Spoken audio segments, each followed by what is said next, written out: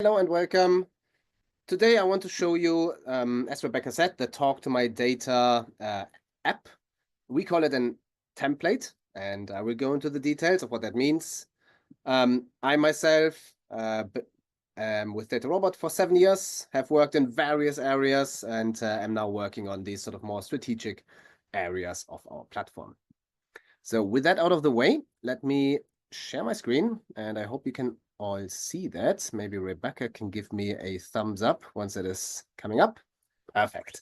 Okay, so talk to my data agent. I am here on one of our DataRobot community GitHub pages, and we can see github.com DataRobot community / talk to my data agent. You will all be able to access this. It's open source. And if I just scroll down here, we can see what we might expect to see in this session today.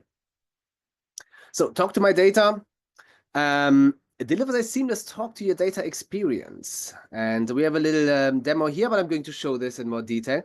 And what this is high level, what we're trying to achieve here is we want to give you a very quick to set up application where you can add your own data and then have a chat with it. And not only that, we want to ask our LLM, our Gen AI model, to perform some analyses on this data, to perform a business analysis, to answer our business-related questions, and also to visualize the output of that. So we will go through the table of contents. I want to show you how we actually get set up with this. And I will also show you how to make changes to this, because that is, I think, the main benefit of using these templates. It's not only to get something up and running very, very quickly, but also to then go in there and make changes. So we want to be as transparent as possible here. We want to give you all of the tools, all of the power to, go actually inside the code base, make those changes. So we spend a lot of time on making it sort of clear, modular, separated, etc.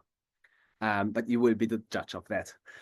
So let me quickly just show you high level how this works, right? So I have one of these applications up and running here.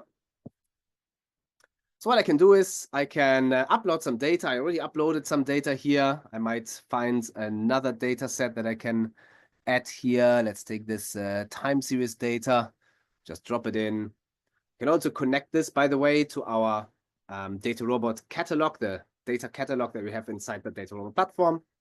I can also hook it up to a database, such as Snowflake or BigQuery or SAP DataSphere, so that you can run a SQL query directly on the data in your database. But whenever we upload a dataset, what happens is we give this dataset to an LLM. We first perform a little bit of data cleansing. We do we then try to come up with some summary statistics of that data.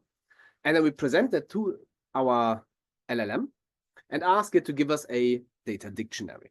So for example, here in this data set, we see various columns. And if I go to the data dictionary, I see for each column, a description has been generated. So this description has been generated based on the actual data that we see inside.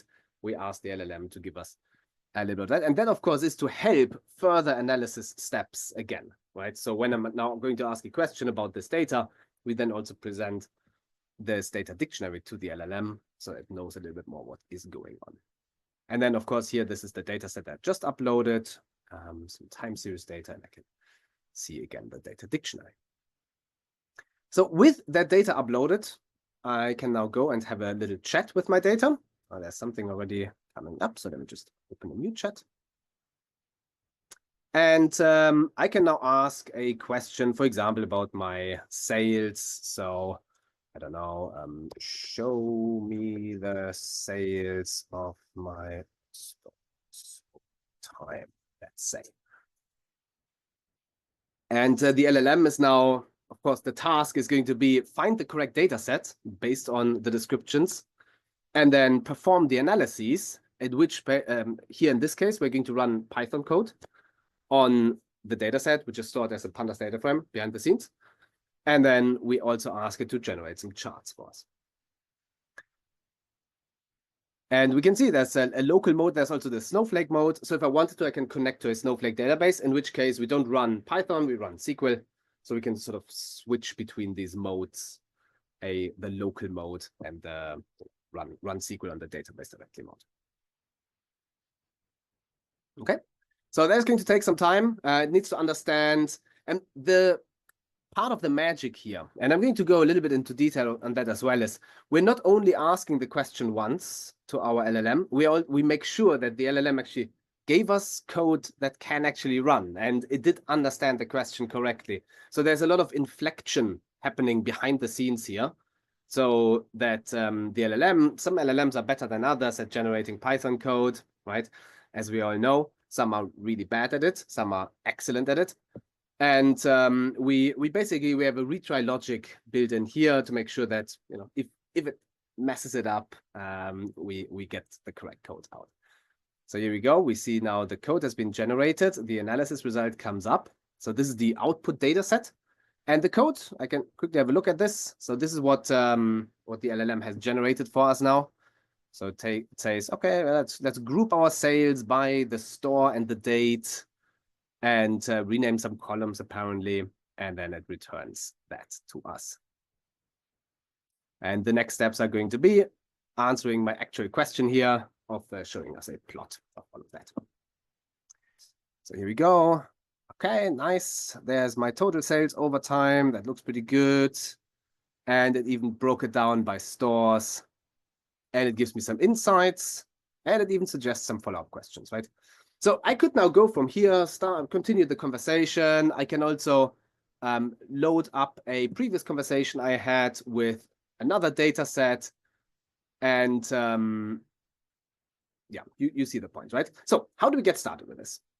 Let's go back to our GitHub repo. And we're just going to follow the setup here. I want to show you it's actually fairly easy to get this set up. And then I want to go a little bit into the behind the scenes for you to see what actually happens. So firstly, I need to ensure that I have Pulumi installed. Pulumi is a tool that we're using. It's a third party. You may have heard of Pulumi. If not, it's like Terraform. If you haven't heard of Terraform, it's a infrastructure as code sort of helper that we can use to say, rather than saying, I want, you know, these steps executed in exactly that way, it's a declarative API. So you just say what you want to have, and then Pulumi knows how to create each individual thing that we asked for. In this case, resources that are created inside the DataRobot platform. But Pulumi also supports other things like, you know, the various cloud providers, Azure, AWS, and many, many more, right? But yeah, basically Pulumi is the API that we're using, the framework that we're using to put everything into place to set up the infrastructure. So we need Pulumi installed. There's a link here. You can just install it. Let me just double check that I have that. And I do. Perfect. So here we go. Pulumi is installed. That's what I need there. I also need Python installed. We didn't actually call that out here, I think, but it's another one.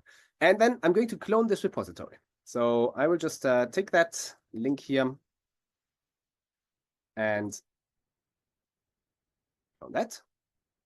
And now I can go into that directory, and I'm going to start a VS Code instance in that. So here we go. These are all of the files that we just cloned. That is all of the things that we just got. But I will go back in here and find, now what's the next step? Rename the file .env.template to .env and populate your credentials. So let's do that. So let me just find the correct one. Here we go. No, hang on, this is not the correct one. Sorry. Is it though? No, this is not. Apologies. I have two of those open.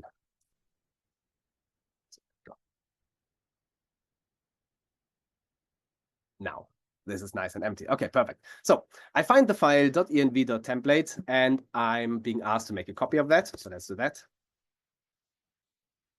Copy and paste. Was it? There we go. And then we're going to rename that to .env. Perfect. So in here we see now there's a bunch of credentials that we're being asked to populate. We don't have to populate everything. So at the beginning, I can say, okay, I definitely need my DataRobot API token, and I need the DataRobot endpoint. And then if I want to use Azure OpenAI to give me the access to the LLM, I need to provide that. There's also options to use Google Vertex AI. You can use AWS Bedrock, or you bring your own LLM. So these are all supported options for this. For simplicity, I will go for the Azure OpenAI credential now. So I'm going to quickly populate these credentials here. And before you think of stealing those, I will rotate them just after this call, but I don't want to hide the API keys here. So I will just quickly copy them in, and after the call, I'm going to rotate.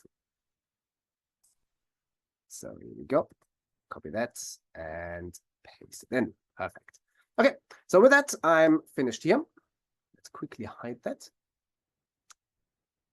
And go back to our readme. So what did we do? We filled in our DataRobot API token and endpoint. We filled in the OpenAI API key, and the Pulumi config passphrase is already populated.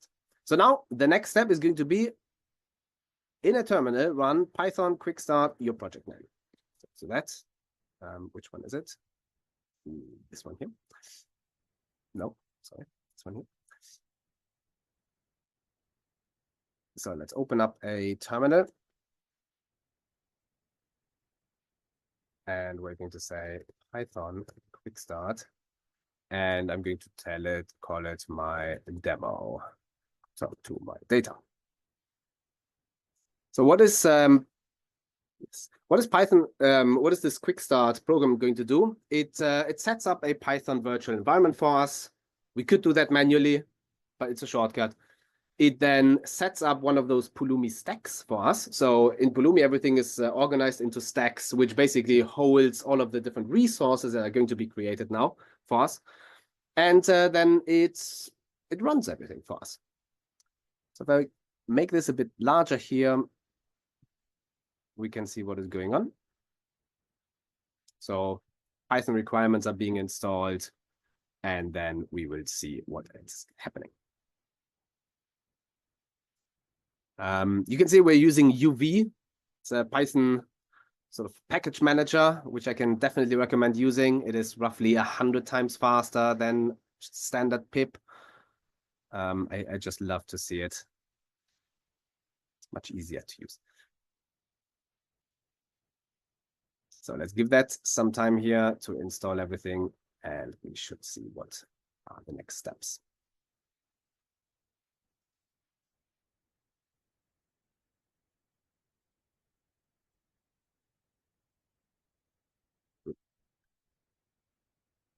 Right. So the other thing I will go into now is what we will see now is which resources inside the DataRobot platform are being created. And I want to show you where we can actually find that inside our code base and how to make changes to that as well. But yeah, first let's give that here a little bit of time so we can see it.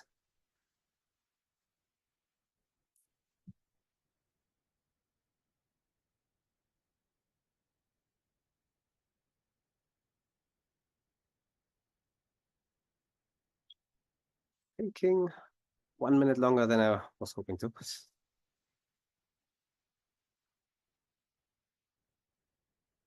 Well, maybe we just move on for now and give that here time to think. So in our directory structure inside our project, what we see is we have a few different folders here. And this is what I was referring to earlier about the sort of modular aspect of Talk to My Data. And everything that has to do with infrastructure, we find under this infra folder here. So in here, we see all the logic that is required to set this up and to put everything into place. There we go. I think finally it was happy to do it. Perfect. So this is what I was hoping to see, right? So this is the stack that is being created. And what you can see here is we are creating various assets inside the DataRobot platform, things we call LLM blueprint, custom models, playground, use case, credentials, prediction environments, applications, etc. So each of these are required to get our application up and running. The application alone is not the whole story. We also need a way to call our LLM. We need the LLM itself set up. We need those credentials put into place. So all of this, these different steps, you could do them manually, but this year puts it all together into a stack, and then we ramp it all up in a single go, and we can now see how these assets are being created.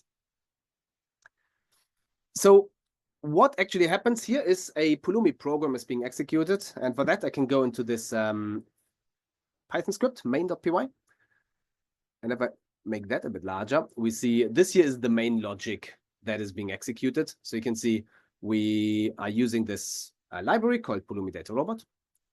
And with that, we're saying here, okay, give me a use case inside the DataRobot platform. To quickly demonstrate that, I can jump into the platform and find this use case that is currently being created.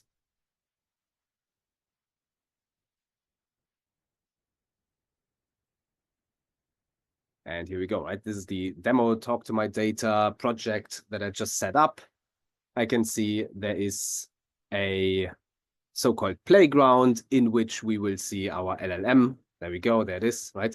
So the LLM has been set up. We are using GPT-4o here by default. And I can now start asking questions here, right? But we are going to use this LLM then in order to deploy it and also deploy the application next to it.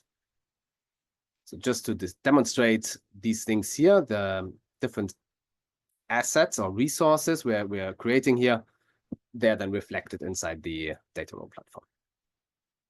Right? And we're then going to say, okay, we need this LLM deployed, we need a credential, we need the application, right? So all of this is set up here. And if I want to go and make any changes to this, it's sort of self-documenting. So just as an example, if I go into my generative settings here, so to make sure that my environment is correctly enabled here, perfect. So if I wanted to say, let's switch the large language model that we're using from GPT-4o to something else. Let's say, Anthropic's, Claude, or Google's models, etc. Right? So I can do that here. And that would then be reflected once I trigger an update to my Pulumi stack, right? So we need to, the Pulumi stack has been created here, right? And after this is finished, I can then say Pulumi up. It has a look at what is the difference between what I specified in my code base to what is actually currently deployed inside the DataRobot platform. And then it runs an update against that.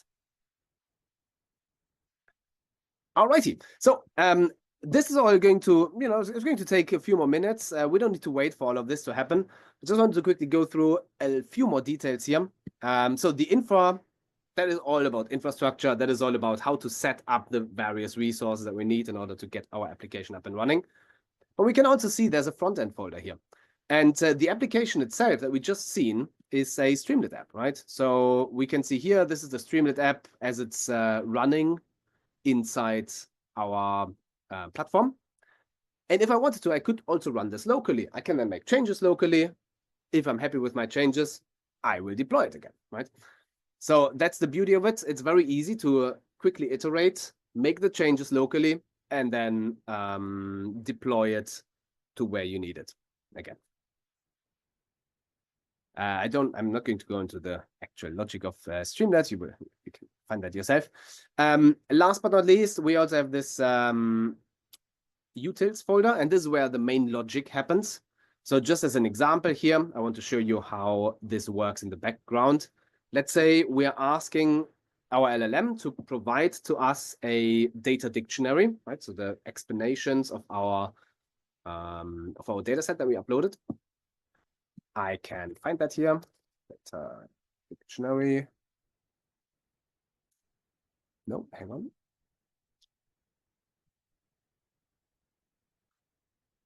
I just need to find the correct function here. There's quite a lot of functions. Let's just question get dictionary. There we go, right?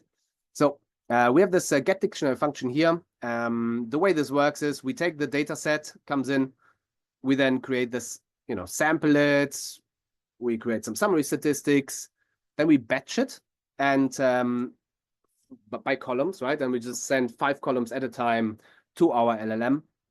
And we then prepare the request to our LLM.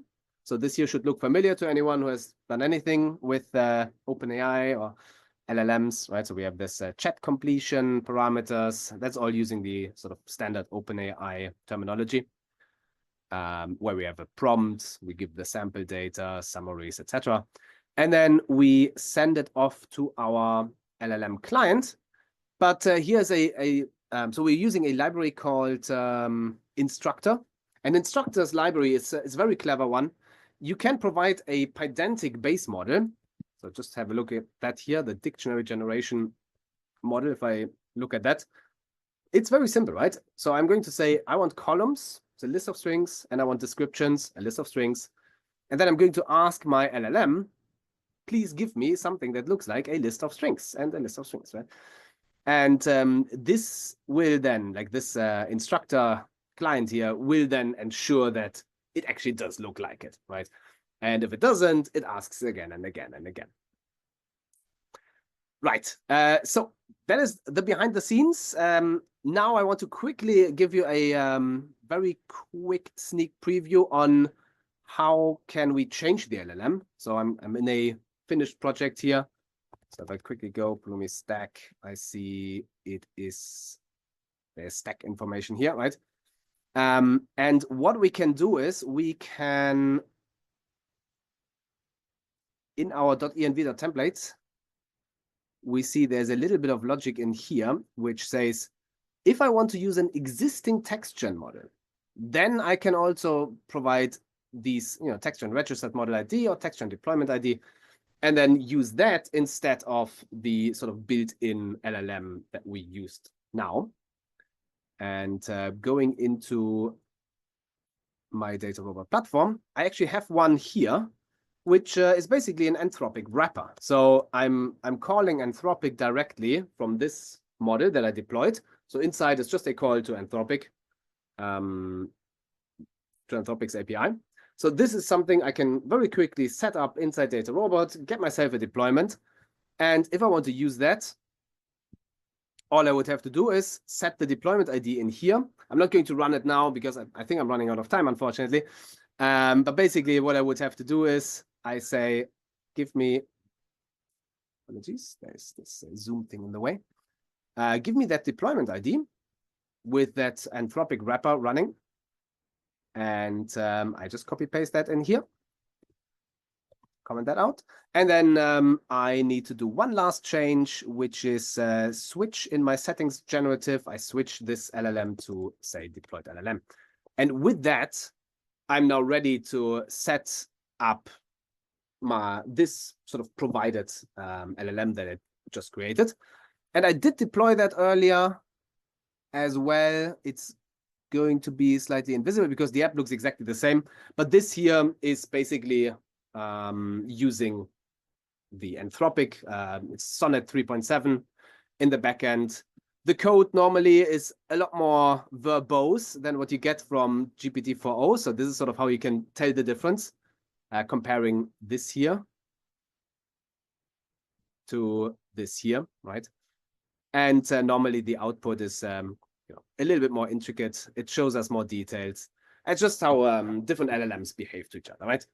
But yeah, so unfortunately, I couldn't go into the actual setting up. You got the high level, but I do have to, I think, take a break here and open it. If you have questions around the Gen AI, Talk to My Data, all of those pieces, you can reach out to us. If you want to learn more, also please reach out. We have links that are going to go into the chat here. You can learn more at datarobot.com. dataRobot.com. Request your own personalized demo. We can show you more in depth. Reach out to your customer success or to us if you are not yet a customer. We hope you will be. And with any questions, you will be receiving all of this information again by email through recording and some additional resources. With that, I will thank you very much, Lucas, for the time. Thank you all for joining us and taking time out of your day. And we will talk to you next time.